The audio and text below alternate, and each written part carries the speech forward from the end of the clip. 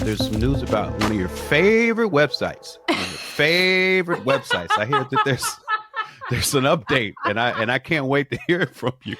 So, longtime listeners may be aware that I have a particular, I don't call it a grudge.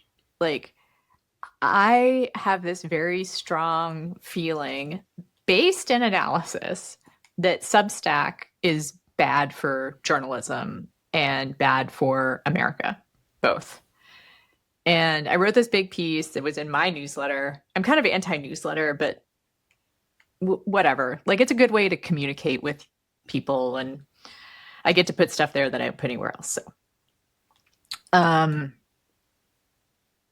I did a piece about how Substack's VC funding is way out of whack with the actual amount of money they're making, and they're actually putting themselves out there as a tech platform, right? And in order to make that kind of money, what they've had to do is really greatly expand the kinds of newsletters that they publish, right? Right. Like go beyond what they used to be kind of known for is like home for journalists that don't elsewhere have a home, right? Or like want independence. And then some of their best performing newsletters are by Nazis and TERFs and Nazi adjacent folks. Their number one newsletter is actually Barry Weiss's The Free Press, which is kind of an intellectual dark web, like,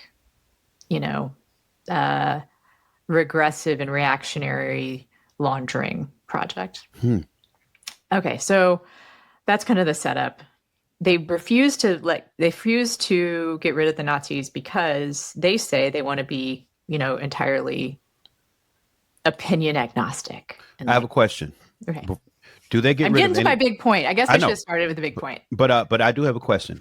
Okay. Do they get rid of anybody? I don't know. I think because the people they have left are pretty loathsome. Like one guy actually got cited in the New York Times recently for some Mondami research that he did. That was the stuff you probably may have seen about how he checked he was African American in his Columbia application. Like that was found in a hacking, incursion and publicized in this guy's newsletter, who is a legit like head measuring eugenicist. Wow, that's fun. Eugenics is having a moment right now. Yeah. So like Substack is kind of laundering these opinions again. Like they make it seem normal, some of this stuff. And one of the other big performing newsletters is Matt Taibbi, who has become kind of a crank, like someone I actually knew pretty well for a while and was a really good journalist around class issues especially, but he's become kind of a quasi-Trumper, as many of the apostate leftist the people who say the left them. So anyway, they have already kind of a turfy Nazi problem. And then again, there's a systemic issue here, but I'll get to the main thing. What happened last night is that they did a push notification in their app for a Nazi newsletter, like straight up Nazi newsletter. I don't think everyone got it, but this is two problems, structural problems here. One is that the app is the place they're trying to keep everyone, because that makes them more like a tech company, right?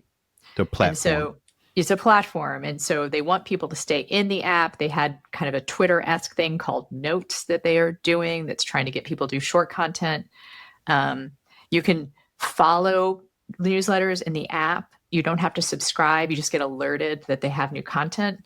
And the thing about that is that means that the people who are the newsletter proprietors don't get that info. You understand that problem immediately, right? No, actually, break it down a little bit for me. Taylor Lorenz talked about this when we talked to her. Okay. So in the app, if you follow someone, you just click, right? You're just like, I want to follow, like when I was on there, you're like, I want to follow Anna Marie Cox. I want to be alerted to her content. I won't get that person's email. Right. Substack does, and they keep that. Yes. And so if I want to leave Substack, let's say, I'm not going to be able to take that person with me, even if they're a free subscriber.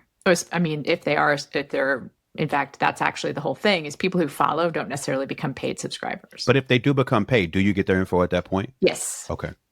Okay. But that, people rely on that conversion rate. Sure. Yeah. 100%.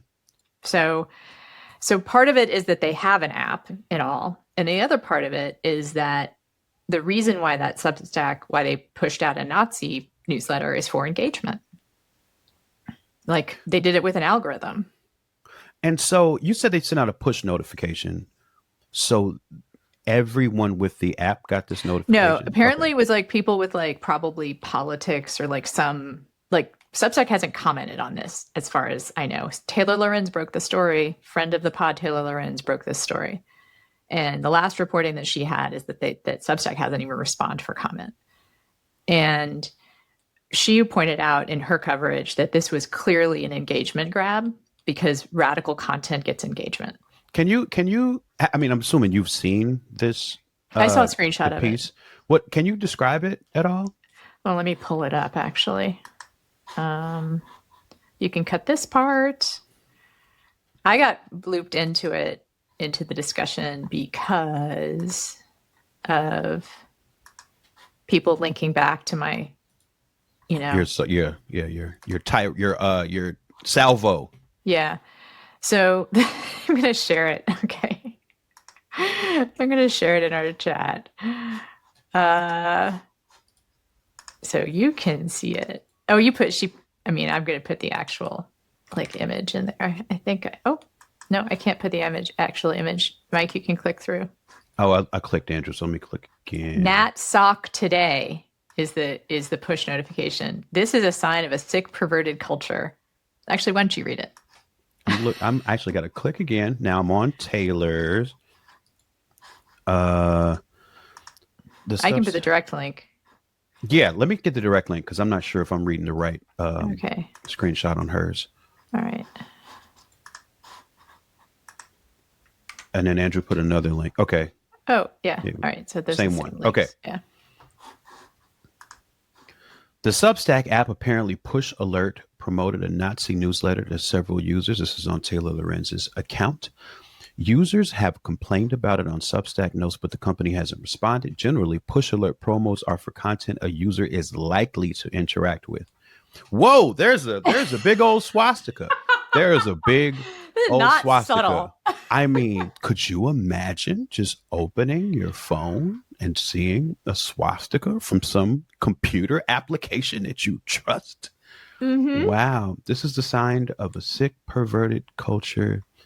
Israelis as Jews are sick from the fount. Oh my God. Nat Soch. I don't know how you say that. I guess Nat the socialist Soch, part is Nat Soch. Yeah. Today's Nat Soch today is a National Socialist weekly newsletter featuring opinions and news important to the National Socialist and white nationalist community. You asked me if they kick anyone off. Oh my God, that's like worse than I could have imagined. It's worse than I could have imagined that you could be in a position being on this app where you could receive a swastika on the front of your phone that you never asked for. Like that is incredibly vile, irresponsible, stupid. And it's engagement farming. Yeah. Right. Does that, I know that you would say no one wants that, but that people react to it. Yeah. I just wonder, have we not seen the folly in like the all engagement is good engagement model? Like this seems really dumb. So Substack has revenue of $40 million a year, which is generated from their 10% of subscribers, right? Mm-hmm. That sounds kind of impressive, but they've raised like $160 million in VC funds, or more than that, actually. They had a valuation. They went out for VC funds at one point saying that they were valued at like $700 million. So their delta, right, between what they're telling investors and what investors might want to return on versus what they're losing money right now. They have never made money. That's 40 million revenue without losses. That's what they publicize as the 40 million revenue. So their only way forward is engagement But and being an app. but I would. This is where my mind goes, and let me know how this strikes you. Um, some important part of making that revenue back seems to be the value of people having the app and the value of people subscribing to different creators on the app. So I Right? think sure, but so this gets us actually to the part that's really related here. I mean, this is directly related, I think, to our listeners because people probably subscribe to Substacks because they want to support independent journalists, which Right. and friends of the pods that I've had are on Substack, right? Parker Malloy's on Substack. Like we had tons of guests on the 90 Days podcast that are on Substack, and I don't want to. Some of my best friends are on Substack, honestly. And a few of them talked about leaving when the Nazi problem first came up, but then a lot of them were like, because Substack did like the whole "we are free speech," whatever. Some people that was good enough, and some people like it's too much of a, cost, right? Like it's a sunk cost that they're in Substack, and the idea of switching.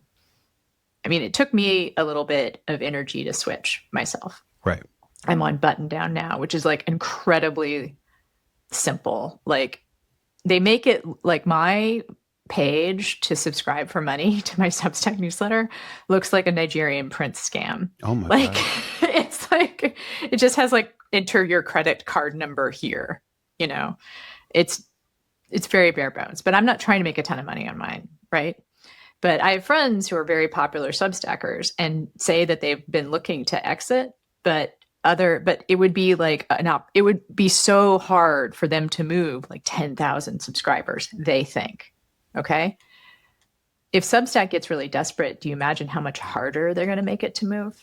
Well, I am thinking about it more. Like that's my message to listeners is like, don't start there because I think that you're going to be handcuffed and trapped.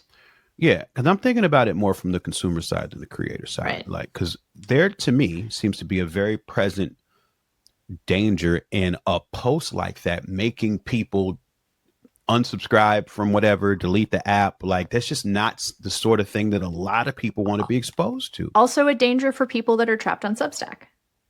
That's what I'm saying is like, get out now. Right. Like, but I'm wondering, like, I'm the logic they're of doomed. it is what I I'm think that questioning. it doesn't make any sense. They're going to have to like, I don't know what they're going to say. Right. But my point is they're going to keep doing stuff. This is always going to be a danger as long as they're relying on engagement. So if you're a consumer, I mean, make a choice. I mean, like, I don't want to tell you to unsubscribe from anybody, right? I'm just saying people are going to. Like, Yeah. That's the sort of thing that's going to make people do that. Like, Yeah. if I was on an app and it sent me a notification that had a Ku Klux Klan white sheet on it, then I'm getting rid of it, like, without question. So it's like that if they're gambling like that, they just stand to lose so much. They're not. So I guess they're sort of gambling because they're going all in on engagement, right?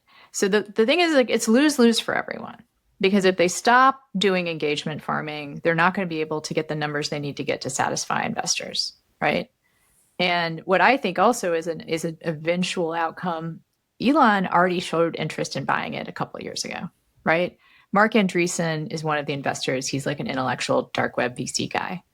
One of the other recent investors was the guy that bankrolled Tucker Carlson leaving Fox and starting his own company.